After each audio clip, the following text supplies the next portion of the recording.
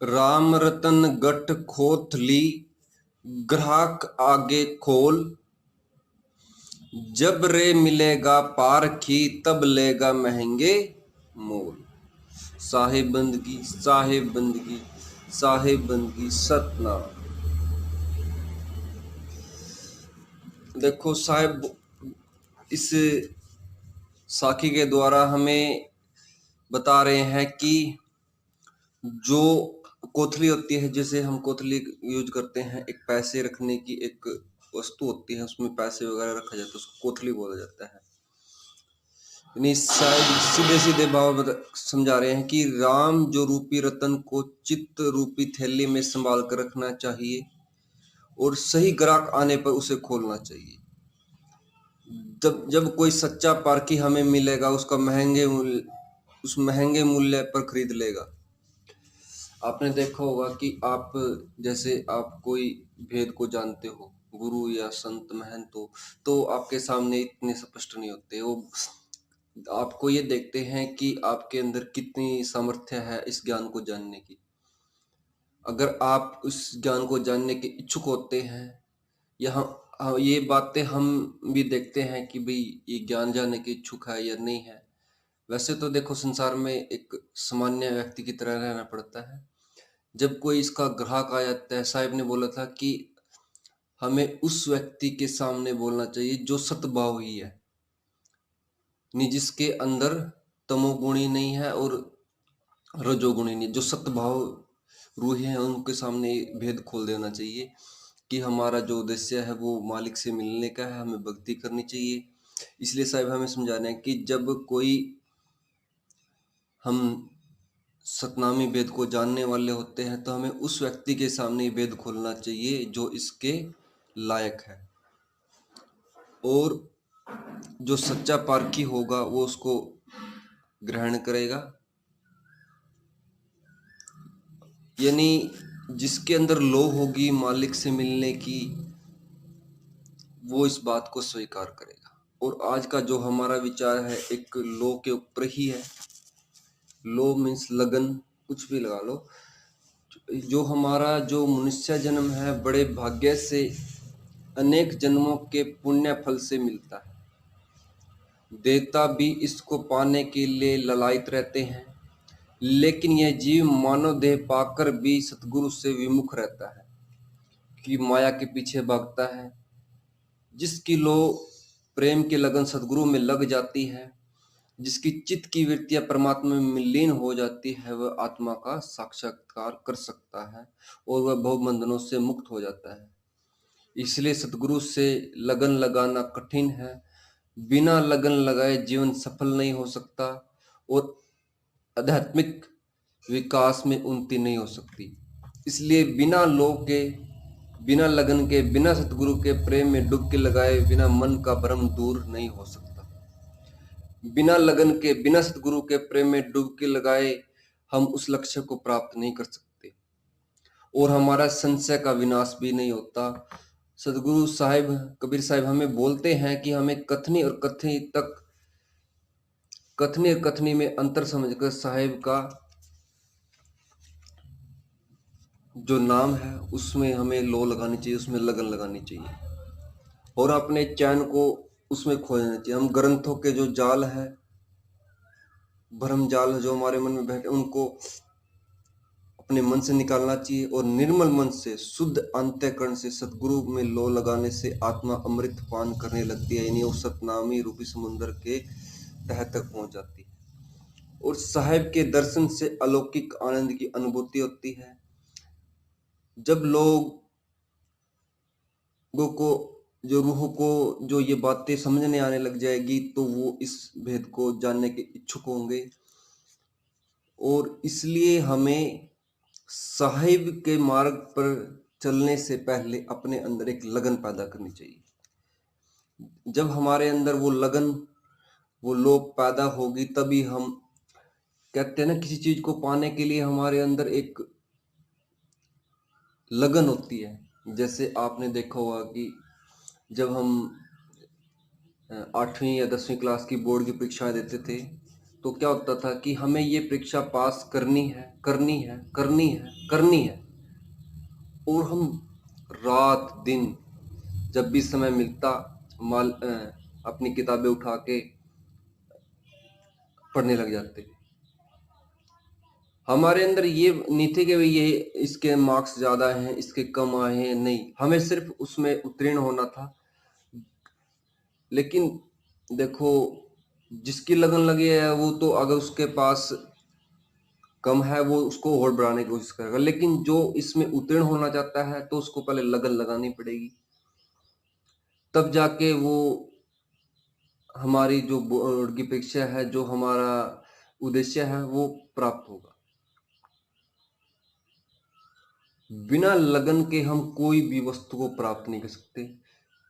जिस दिन हमारे अंदर वो वैराग्य उत्पन्न होगा, तभी हम उस वस्तु को प्राप्त कर सकते हैं। जब हमारे अंदर वो लो लगन लग जाती है तो जीते जी जीवन भर वो लगी रहनी चाहिए और विषय विकारों से मुक्त होकर साहिब के चरणों में लीन रहना चाहिए। तभी जाके वो हमें पद प्राप्त होगा, वो सतनामी रूपी धन हमें प्राप्त होगा। तो साहिब ने एक साखी के द्वारा अपने विचारों को प्रकट किया है, हम उसी साखी के द्वारा आप रूह को समझाने का प्रयास करते हैं। हो सकता है हम साहिब की तरीके से ना वो बोल पाए, लेकिन फिर भी हमारा उद्देश्य यही रहेगा कि हम ज़्यादा से ज़्यादा आपको वो वाणियों के द्वारा आपको समझाते रहें। क्योंकि जो वाणियाँ, जो साखियाँ दी जाती हैं, साखी का मतलब होता है एक तरह से प्रत्यक्ष, और वो प्रत्यक्ष जब हमारे जीवन में आते हैं तो हमें उनका प्रभाव भी महसूस होता है, प्रभाव भी लगने लगता है कि वास्तव में ये जो साखियाँ शब्द बने थे, ये हमें जगाने के लिए बने थे। हमारे आंतरिक मन में जो वृत्तियाँ हमने पाली हुई हैं, उनको दूर करने के लिए, और दूसरा उद्देश्य हमें सद्भक्ति को प्राप्त करने के लिए, हमारा असली उद्देश्य को जगाने के लिए शब्द साखियाँ बनी हुई है। सभी संतों ने शब्द साखियों के द्वारा ही जीव को समझाने का प्रयत्न किया है, ताकि हम जीव जान सके कि जो जो संत समय समय पर आते रहते हैं उनका उद्देश्य क्या है।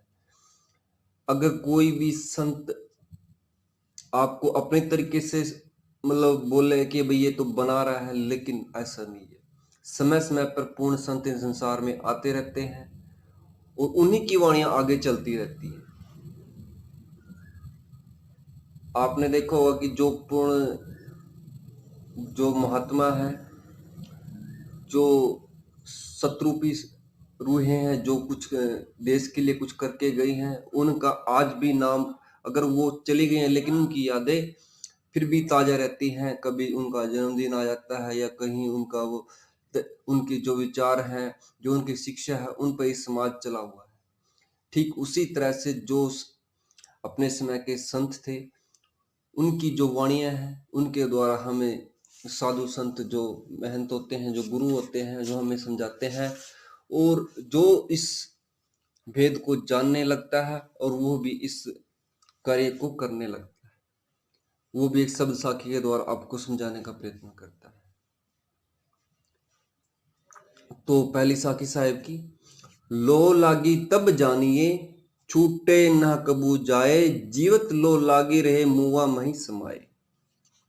यानी कबीर साहिब निश्चय मात्र को एक संदेश के रूप में बता रहे हैं कि हमने जो हमारे चित्त की जो वृत्तियां हैं, वो विषय विकारों से हटाकर परमात्मा के प्रेम में अपनी लो लगानी चाहिए, और वो कभी नहीं छूटनी चाहिए, और जीते जी इस लो को लगाना चाहिए।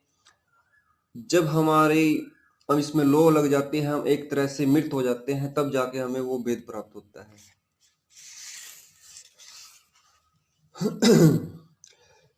लो लागी अंतर कसा, आप विसर्जन देह, अमृत पीवे आत्मा, हरि सो लागे नेह।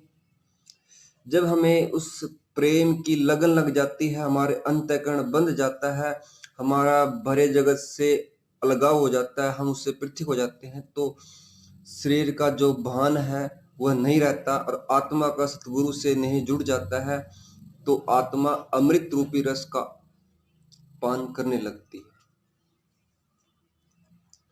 और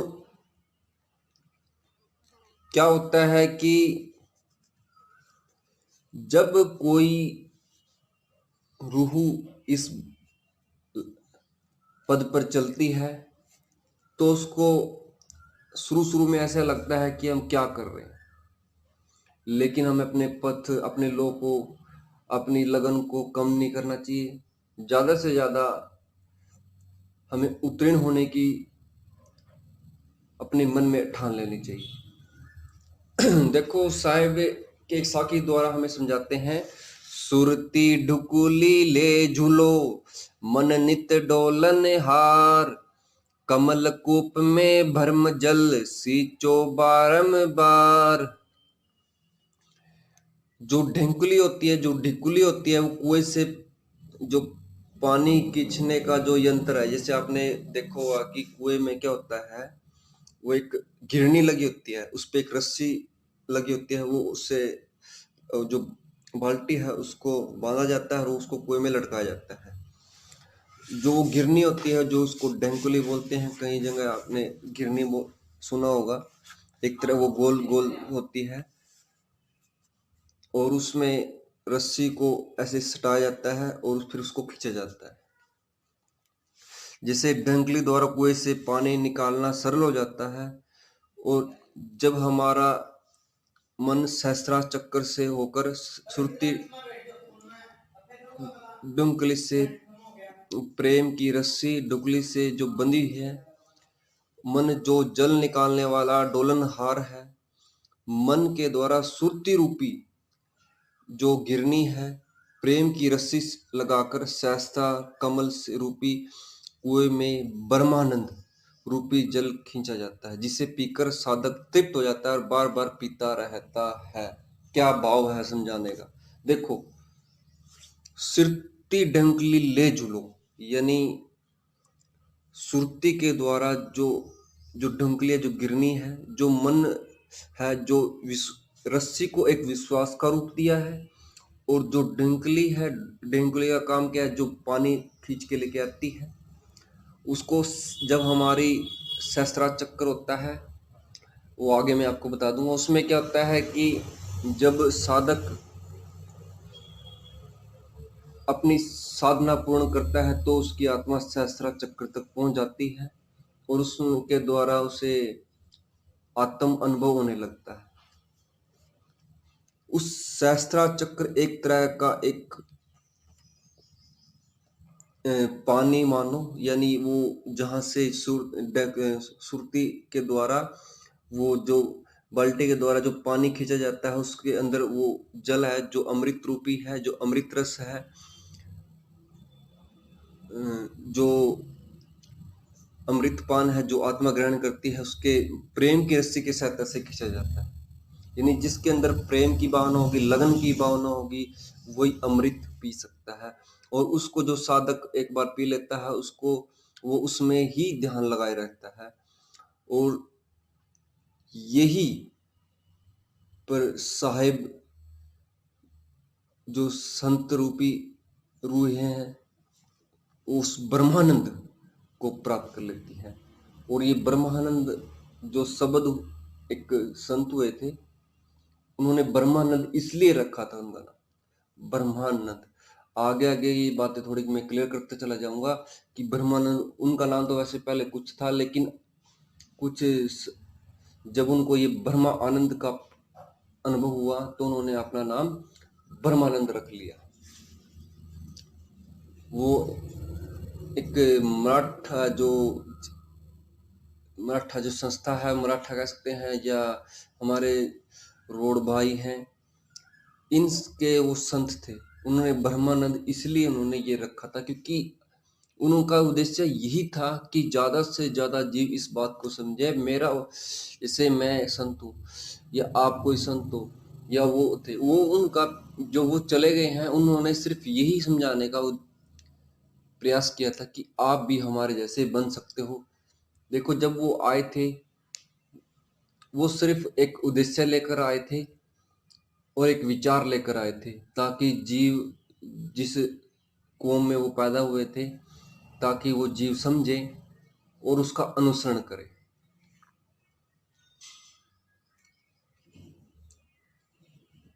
वैसे ये बड़ा चर्चित विषय है, इसमें थोड़ा बाद में डिस्कस करेंगे, लेकिन हमारा जो साहिब के द्वारा जो, लेकिन कुछ संत इस भेद को नहीं जान पाए, इसलिए सदगुरु कबीर साहिब शिरोमणि संत है, जो सतनामी रूपी भेद को जानते थे। आगे हम इस बात को डिस्कस करेंगे, और इसमें ज़्यादा समय ना व्यर्थ गवाते हुए, लेकिन अपनी बातों को बाद में ये हम, हमारा सिर्फ एक ही उद्देश्य है, सच को जागृत करना। अगर कोई संत भक्ति कर रहा है तो वो भक्ति करे तो असली चीज की करे, यानी वो उस भेदी संत की करे, उस भेदी गुरु, उस अवस्था, वो जो पद है उसकी करे। अगर वो काल की भक्ति की तरफ आकर्षित है, अपना जन्म व्यर्थ हुआ के चला जाएगा, और जो रूह उसके साथ जुड़ने वाली हैं वो भी काल के मुख में चली जाएंगी। इसलिए हमारा उद्देश्य सिर्फ एक ही है कि हम असलियत को सामने लाएं।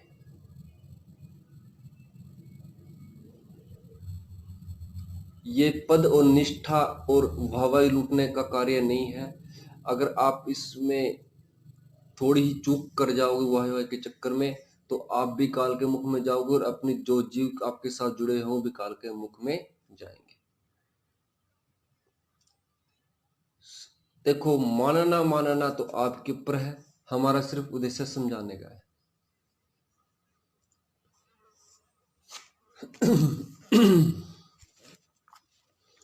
लो लागी अंतर कसा आप बिसंदेह, अमृत पावे आत्मा हरि सो लागा नहीं। साहिब ने साकी के द्वारा बता दिया था कि जो आत्मा प्रेम के कारण उस पद को प्राप्त कर लेती है, वो उस भेद को जान जाती है। जब हमारी लो लगती है, तो जब जैसे हम कोई कार्य करते हैं, तो हम, जैसे आप कोई पढ़ाई वगैरह करते हो, हम उस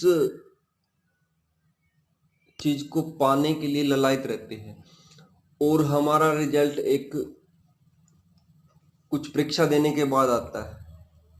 ठीक उसी तरह से जो लो लगन लगी रहती है, उसका रिजल्ट तब माना जाता है जब हमें उस दृश्य का अनुभव होने लगता है। साहिब ने एक साखी के द्वारा में बताया कि लो लागी तब जानिए, छुटे छुटे ना कबू जाए, जीवत लो लागी रहे मुआ मही समाए।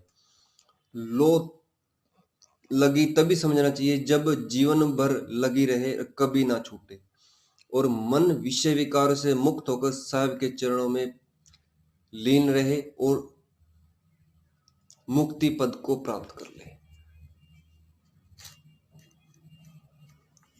और जैसे शुरू में क्या होता है कि कुछ, जैसे हम आपको बता रहे हैं, कुछ हमारे से जुड़ जाते हैं, और उनका क्या होता है कि वो थोड़े दिन तो जुड़े रहते हैं, फिर वो अपने कार्य में व्यस्त हो जाते हैं। शुरू में जैसे हम किसी गुरु से नाम दान लेते हैं, तो हमारा एक चाव होता है, हमारी एक तड़प होती है, और वो तड़प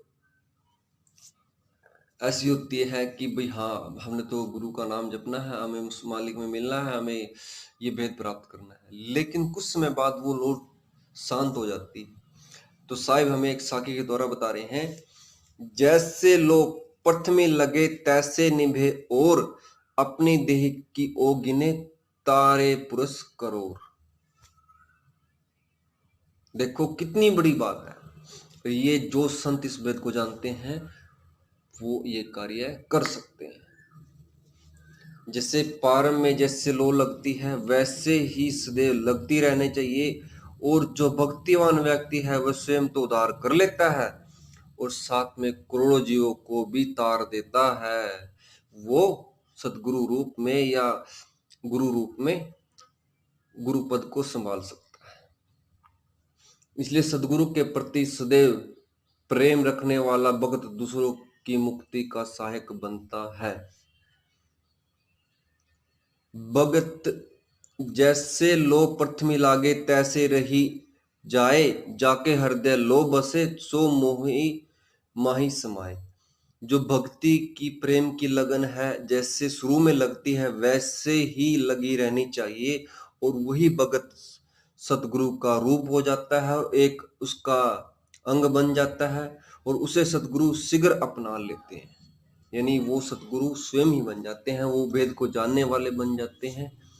इसलिए सभी संत महंतों गुरुओं को साहेब बंदगी, कि वो सदगुरु रूप को प्राप्त कर चुके हैं, और उन जो गुरु हैं वो भी सतगुरु हैं, जो संत है वो भी सतगुरु है, जो महंत है वो भी सतगुरु है। इसलिए हमें गुरु संत में नादवंश, बिंदवंश और वचनवंश, ये तीनों एक ही चीज है। इसके बारे में आगे मैं थोड़ा सा डिस्कस करूंगा, और मैं बताऊंगा कि नादवंश क्या होता है, बिंदवंश क्या होता है, वचनवंश क्या होता है। जो 42 वंशावली चली हुई है वो वचनवंश मुक्तामणि साहब के नाम से चली है, और आगे बिनवंश चले हैं, उनसे ये काफी शाखाएं निकली। सभी में साहिब का ही प्रचार प्रसार हो रहा है, और इसलिए हमें किसी गुरु संत महंत की निंदा नहीं करनी चाहिए। जो इस भेद को जानने वाला है उनको साहिब बंदगी, जो जान जाएगा उसको भी साहिब बंदगी। इसलिए हमारा किसी धर्म के प्रति कोई विकसित नहीं है, क्योंकि संत बार बार इस संसार में आते रहते हैं, और वो कभी पंथों का उनका कोई झगड़ा नहीं होता। वो सिर्फ अपने मार्ग को जीवों को पहुंचाने के लिए साहिब का जो संदेश है उनको जीवों को चेताने, जो साहिब का जो संदेश है जीवों को पहुंचाने के लिए और उनको चेताने के लिए आते रहते हैं। और हमें किसी संत महंत की कोई भी निंदा नहीं करनी चाहिए। देखो, अगर हमें इस भेद को प्राप्त करना तो हमें ये चीज तो बिल्कुल नहीं अपनानी चाहिए, क्योंकि जैसा हमारा विचार साहिब हमें बोलते हैं हम वैसा बोल देते हैं। हमारे अंदर जैसे संत के अंदर होता है ना, उस संत ऐसे ही बोल देते हैं। संत किसी के दबाव में नहीं बोलते। सभी संत आदरणीय हैं, जो जिस जानकारी रखते हैं। और भेदी गुरु बनना पाखंडवाद को बढ़ावा देना है, और खुद भी फंसना है और दूसरों को भी फंसाना है। इसलिए हो सके जितना समय अपने गुरु संत के साथ जुड़ कर रह के अपना भेद प्राप्त करने के बाद उस अवस्था को प्राप्त कर सकते हो।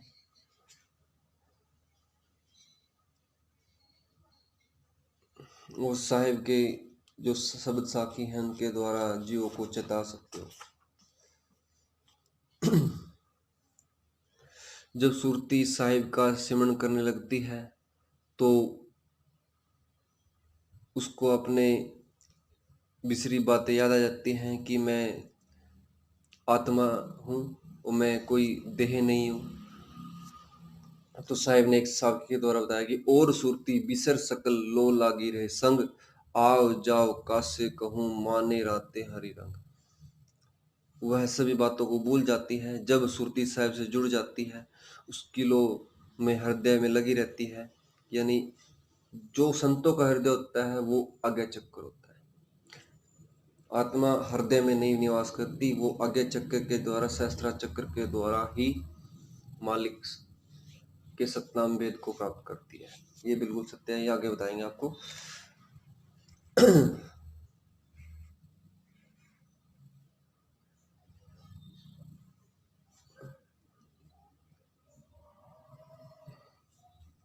और जब मन पूरी तरह साहिब के रंग में रंग जाता है तो साहिब के ध्यान में डूब जाता है तो वो साहिब का रूप हो जाता है। जब लग कथनी हम कथी दूर रहा जगदीश, लो लागी कल ना परे अब बोलना नहीं हदीस। जब तक हम कथनी कथी साहिब दूर रहते हैं, यानी बोलते रहते हैं, तो हमें साहिब हमसे दूर रहते हैं। जब हमारे अंदर वो लो लग जाती है, साहिब हमारे नज़दीक आ जाते हैं, तो हमें धर्म ग्रंथों की कोई आवश्यकता नहीं होती, वो प्रत्यक्ष हमारे सामने होते हैं। साहिब बोलते हैं ग्रंथ माही अर्थ पाइया, अर्थ माही है भूल, लो लागी निर्मल भया, मिट गया संशय सूल। ग्रंथों में अर्थ है, उनके शब्दायिक अर्थों में मूल है,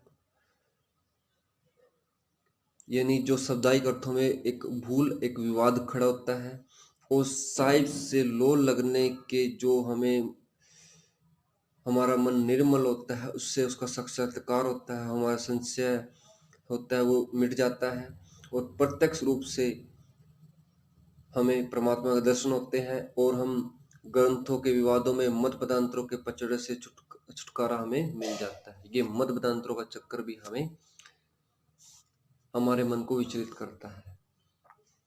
साहब बिल्कुल क्लियर बोल के जाते हैं, लेकिन आपके ऊपर है कि आप क्या वो करते हो, सोचते हो। इसलिए कहते हैं ना, मन दिया तो क्या हुआ, निज मन दिया ना जाए, कह कबीरता दास के कैसे मन पत पाए। ऊपरी मन से कुछ देने से कुछ नहीं होता, समग्र भाव से समर्पित होना कठिन है। सतगुरु कबीर साहब बोलते हैं कि आधे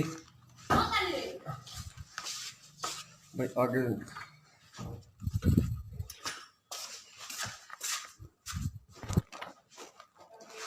तन मन और के अहंकार को छोड़कर शिष्य अपने सच्चे हृदय से गुरु के चरणों में समर्पित रहे और साहिब के अंदर अपना ध्यान लगाए और अपने अहंकार को खत्म करे, वही इस भेद को प्राप्त कर सकता है। और इसके साथ में अपने शब्दों को विराम देता हूँ। हो सकता है थोड़ा हो जाए, लेकिन जब गुरु आपके नज़दीक होगा तभी हम उस भेद को प्राप्त कर सकते हैं, और उसमें गुरु में हमें लो लगानी बहुत जरूरत है। इसलिए साहिब बंदगी सतनाम। सभी संतों महंतों जो अपने समय में संत हुए उनको साहिब बंदगी सतनाम।